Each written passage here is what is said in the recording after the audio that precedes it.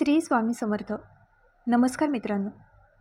25 जून रोजी निर्जला एकादशीला ही गुप्त गोष्ट शांतपणे खा. छप्पर फाडून पैशांचा पाऊस पडेल. तुम्ही या दिवशी उपवास करा किंवा करू नका, पण कोणालाही न सांगता शांतपणे खाणे ही एक गुप्त गोष्ट आहे. केवळ जेवल्यानेच तुमच्या जीवनात चालू असलेल्या सर्व समस्यांपासून मुक्तता मिळेल आणि श्री हरिविष्णूच्या कृपेने तुमच्या घरात इतकी संपत्ती येईल की तुम्ही ती हाताळू शकणार नाही. येणारे 7 जणही बसून जेवतील. पितृदोष, राहुदोष, कालसर्पदोष हे सर्व गेले आहेत. 25 जून रोजी येणारी निर्जला एकादशी ही एक अतिशय खास आणि फलदायी एकादशी मानली जाते. कारण या दिवशी उपवास आणि पूजेसह ही गुप्त गोष्ट खाल्ल्याने जुन्या पापांचा नाश होतो आणि मानसिक शांती प्राप्त होते. निर्जला एकादशीचे महत्त्व सांगताना निर्जला एकादशीचा उपवास खूप खास मानला जातो. जर एखादा भक्त हे भक्तिभावाने करतो तर त्याच्या सर्व इच्छा पूर्ण होतात. ज्यांना मुले, वैवाहिक सुख आणि संपत्ती हवी आहे त्यांच्यासाठी हा उपवास विशेषतः फायदेशीर आहे. या दिवशी उपवास आणि पूजा केल्याने त्या व्यक्तीची सर्व पापे नष्ट होतात आणि त्याला मोक्ष मिळतो. त्याचप्रमाणे निर्जला एकादशीला उपवास केल्याने ही गोष्ट खाल्ल्याने जीवनात आनंद, शांती आणि समृद्धी येते आणि तुमच्या सर्व इच्छा पूर्ण होतात. या दिवशी भक्त उपवास करतात, पण जर तुम्ही निर्जला एकादशीच्या रात्री एखादी खास गोष्ट खाल्ली तर तुमच्या घरातील संपत्ती इतकी वाढेल की ती कधीही संपणार नाही. हा उपाय अतिशय सोपा आणि चमत्कारिक आहे, जो तुमच्या जीवनात लागू करणे आवश्यक आहे. म्हणजेच येणाऱ्या 25 जून रोजी निर्जला एकादशीला ज्या लोकांच्या घरात जेवण बनवले जाते, या 3 गोष्टी वर्षभर त्यांच्या घरात असतात. संपत्तीचा पाऊस. होय, ज्येष्ठ महिन्याची ही एकादशी 199 वर्षानंतर एक दुर्मिळ योगायोगाने येणार आहे.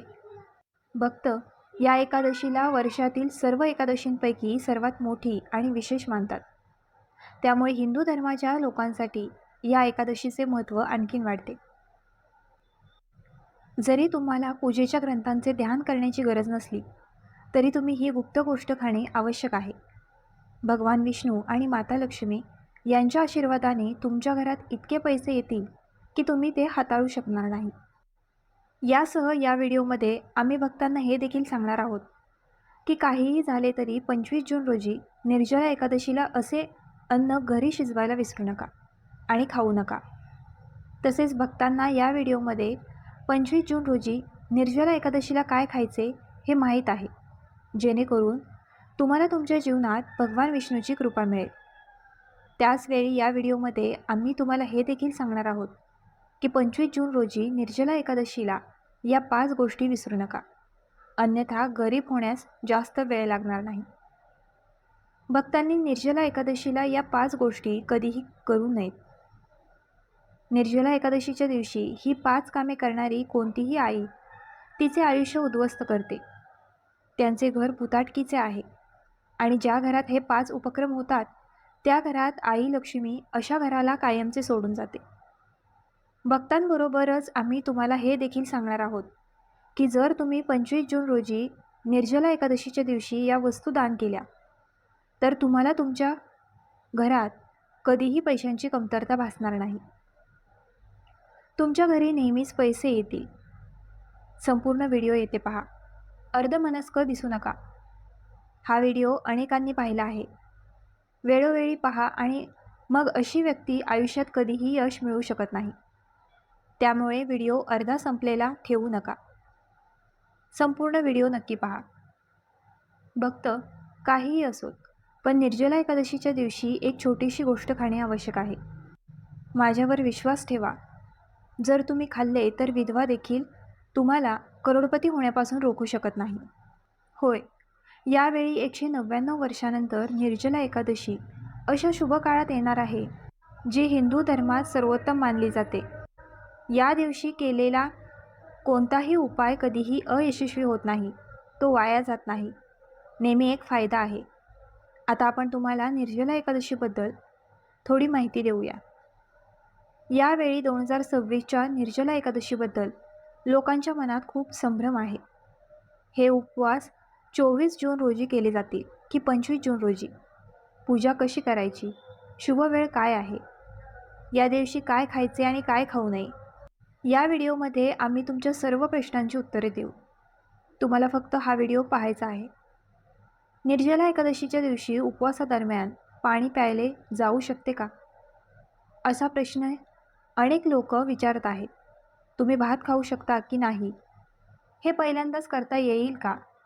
या सर्व प्रश्नांची उत्तरे आम्ही या व्हिडिओमध्ये देऊ आणि या दिवशी तुम्ही कोणती गोष्ट खायची हे देखील सांगणार आहोत. जर तुम्ही हे खाल्ले तर विधवा देखील तुम्हाला श्रीमंत होण्यापासून रोखू शकणार नाही.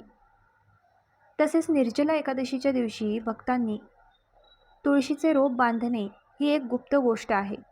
जर तुम्ही निर्जला एकादशीच्या दिवशी तुळशीमध्ये ही एक गोष्ट बांधली तर माता लक्ष्मीच्या कृपेने तुमच्या जीवनात संपत्तीचे सर्व मार्ग उघडतील. चाहते संपूर्ण व्हिडिओ येथे पाहू शकतात. अर्धमनस्क दिसू नका. आता प्रथम आपण तुम्हाला निर्जला एकादशीबद्दल थोडी माहिती देऊया. श्रावण महिन्यातील शुक्ल पक्षाच्या 11व्या दिवसाला शुक्ल पक्ष एकादशी म्हणतात. भारताच्या वेगवेगळ्या भागात याला वेगवेगळ्या नावांनी ओळखले जाते. याला काही ठिकाणी निर्जला एकादशी आणि इतर ठिकाणी भीमसेन एकादशी असेही म्हणतात. धार्मिक ग्रंथांमध्ये असे म्हटले आहे की जो व्यक्ती निर्जला एकादशीचा उपवास आदराने आणि नियमितपणे पाळतो, एकादशीच्या उपवासादरम्यान काय खायचे आणि काय खाऊ नये. निर्जला एकादशीच्या दिवशी भक्तांनी सफरचंद खाल्ले पाहिजे. शास्त्रांमध्ये असे म्हटले आहे की सफरचंद इत्यादी ते निश्चितपणे भगवंताच्या भोगात अर्पण केले जातात. जर तुम्ही उपवास करत असाल तर तुम्ही एक सफरचंद खाल्लेच पाहिजे. केळी, पपई, टरबूज आणि गोड द्राक्षे खावीत. ही फळे उपवास करणाऱ्या व्यक्तीला शक्ती देतात आणि उपवास पूर्ण करतात. शास्त्रामध्ये असे म्हटले आहे की निर्जला एकादशीच्या दिवशी सीताफळ खाल्ले पाहिजे. असे 10,000 आहेत जे सीताफळ खाल्ल्याने दूर होतात. असे मानले जाते की निर्जला एकादशीच्या दिवशी सीताफळाचा घरात प्रवेश खूप शुभ मानला जातो. एकादशीचा उपवास सीताफळ खाऊन यशस्वी होतो, कारण त्यात माता सीतेचे आशीर्वाद असतात. असे मानले जाते की फळ भगवान रामाच्या वनवासादरम्यान माता सीतेने खाल्ले होते. निर्जला एकादशीच्या वेळी जो कोणी ते खातो त्याला दुःख सोसावे लागत नाही. तुम्ही टरबूज खाल्लेच पाहिजे. माता सीता प्रसन्न होते आणि आशीर्वाद देते. पण लक्षात ठेवा, निर्जला एकादशीच्या उपवासात वांगी न खाणे हे पाप ठरेल. निर्जला एकादशीला उपवास करणाऱ्या भक्तांनी पॅकेटबंद लस्सी आणि पॅकेटबंद रस पिऊ नये. त्यात अशी अनेक रसायने आहेत जी तुमचा उपवास मोडू शकतात. जेव्हा तुम्ही फळांचा रस प्याल तेव्हा त्यात मीठ घालू नये, हे लक्षात ठेवा, अन्यथा उपवास खंडित होईल. तसेच रसामध्ये बर्फ घालू नये. साध्या फळांचा रस प्यायल्याने उपवास यशस्वी होतो. त्यामुळे भक्तांना आता तुम्हाला सांगू द्या की निर्जला एकादशीच्या दिवशी कोणत्या गोष्टीचे सेवन करू नये, जेणेकरून तुमचा उपवास पवित्र आणि पूर्णपणे फलदायी असेल.